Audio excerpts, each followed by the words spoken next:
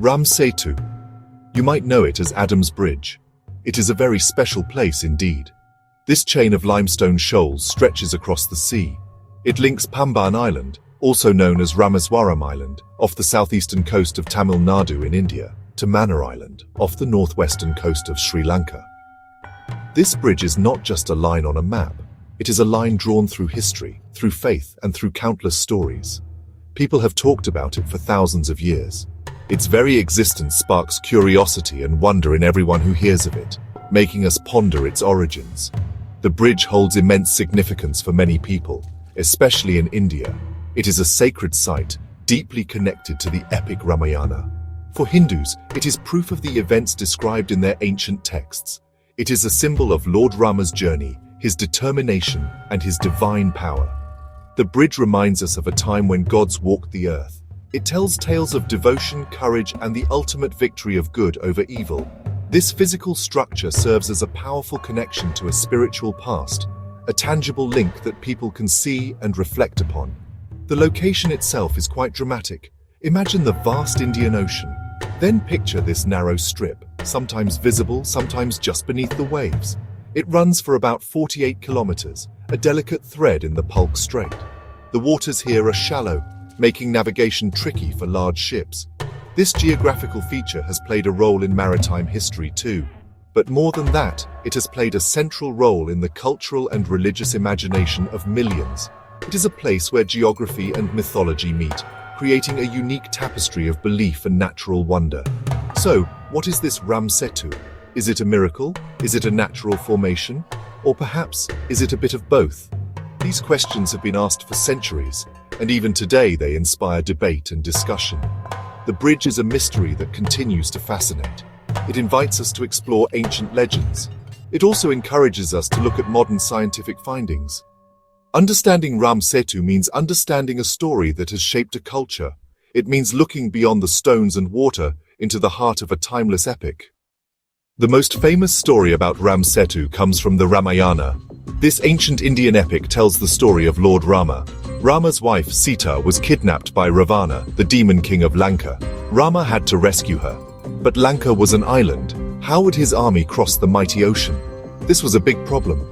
Rama stood on the shores, looking towards Lanka, his heart filled with determination to save Sita. He needed a way, a path across the waters, and he prayed to Varuna, the ocean god, for help. According to the legend, Varuna, the ocean god, initially did not respond to Rama's pleas. Rama, being an avatar of Vishnu, possessed immense power.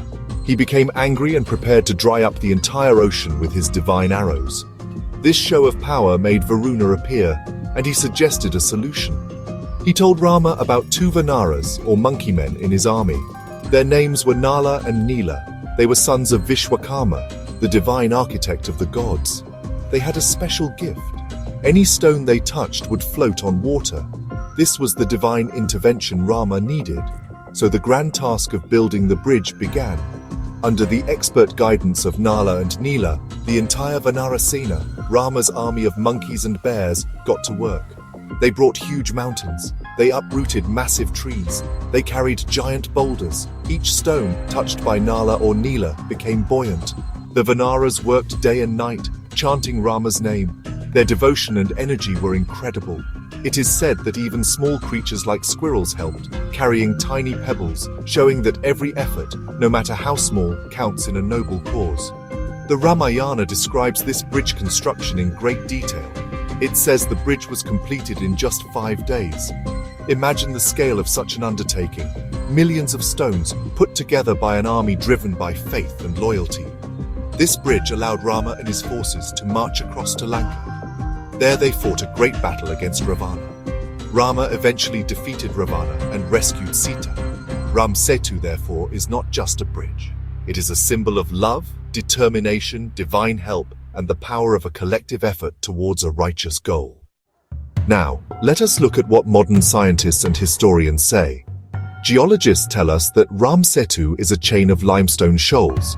These are natural formations. They believe it is a sandspit or a series of barrier islands. These could have formed due to the accumulation of sand and coral over thousands of years. The area is geologically active.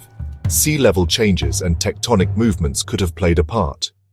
Some studies suggest the land between India and Sri Lanka was once connected. This connection might have submerged and re-emerged over time. The age of Setu is a big point of discussion. Mythologically, the Ramayana events are dated to the Treta Yuga, many thousands of years ago. Scientific dating of the shoals presents a different picture. Some studies suggest the coral reefs in the area are about 7,000 to 18,000 years old. Other analyses of the beach ridges and sediments point to various timelines. The debate continues whether the structure is entirely natural or if there was some human modification. Finding a precise age acceptable to all is very challenging. Historians also look at old maps and records.